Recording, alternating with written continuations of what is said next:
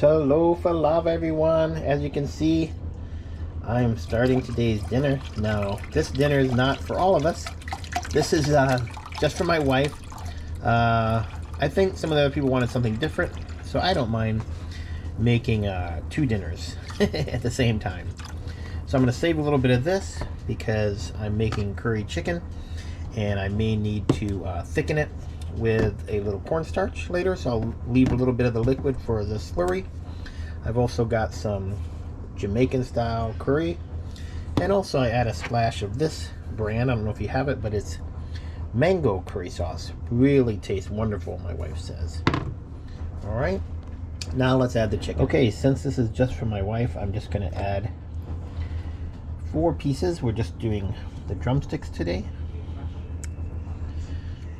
You don't have to use chicken stock. You can use water. But chicken stock does make it a little more flavorful. Now we got 3 different types of vegetables my wife's like. You can tell what they are by looking at them, I'm sure. And also a teaspoon of, I chopped up some garlic really fine. I'm gonna add that. And now let's get to chopping. Okay, I'm actually gonna start on the baby carrots because those will be easier. I know they're small already, but my wife likes little tiny pieces, so just go right through them like that and just add them in there, adding them to the pot. And that actually may be enough for one person's dinner, but let me give her a few more and just adding it to the pot. All right, now let's do the potatoes.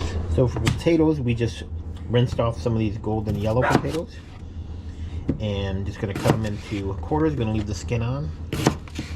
Some people say the skin's actually the most healthiest part of the potato for you. I wouldn't doubt it. The skin on a lot of vegetables are very good for you. There is one, and let me chop up the other one. Okay, I have switched the pots to my large pot because with all the ingredients it makes the pot rises. So even with just 4 pieces of chicken, which 2 usually is what she eats, and then she likes some for leftover maybe for tomorrow, I needed to add it to a bigger pot. And last but not least, we'll chop up the zucchini.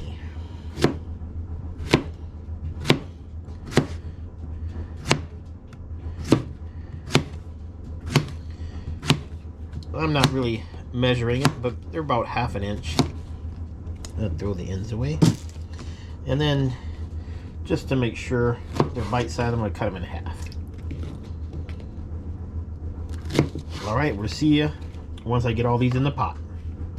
Alright, everything's in the pot now. You can see the zucchini's floating. The potatoes are there, and the carrots kind of fall to the bottom, but that's okay. What I'm going to do, I'm going to turn this on high. And once it starts to boil, I'm going to turn it down to low, cover it, and let that slow cook for about 1 hour. And that should do the chicken fine. If you're wondering what the rest of us are eating, we're eating baked chicken drumsticks. So basically with salt, pepper, soy sauce, garlic powder, onion powder. So we're just going to bake that for about an hour as well. Lower temperature so it stays more juicy, but we do want a nice crusty, almost burnt skin so we can eat that skin up. It's delicious. Okay, it is boiling now, so we're going to turn this down to low and we're going to cover it up.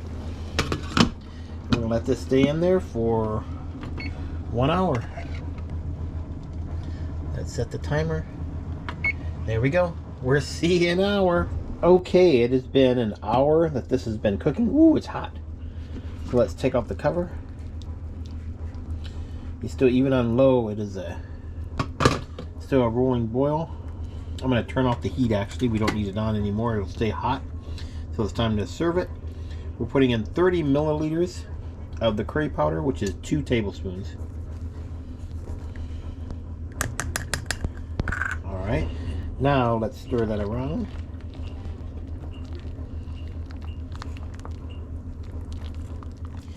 And get that well incorporated on the chicken and on all the vegetables. Whoa, it is smelling great in here. I wish you could be here. Ooh, smell-o-vision. Smell it? Yum yum. To make sure it's thick, we've added a tablespoon of cornstarch And we're going to add the rest of the leftover chicken stock. And we're going to stir it up, making a slurry here, and add that to the pot.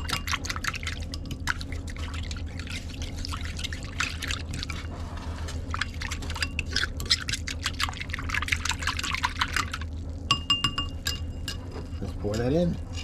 Whew, I don't want to drop it.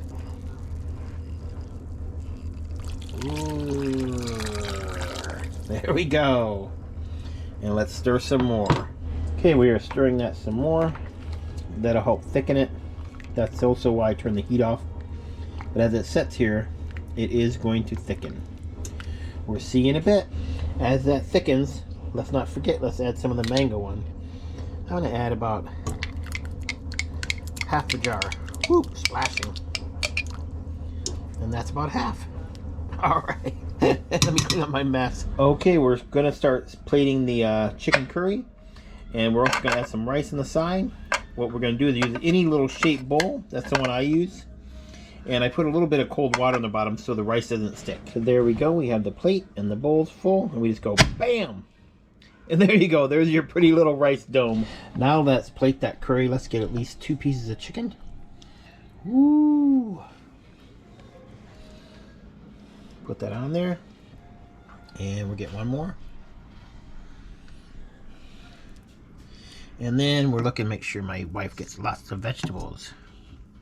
All right, I'll show you when I'm done plating. There you go. It looks delicious. And as you know me, I like to add a little parsley or something to make it all pretty looking.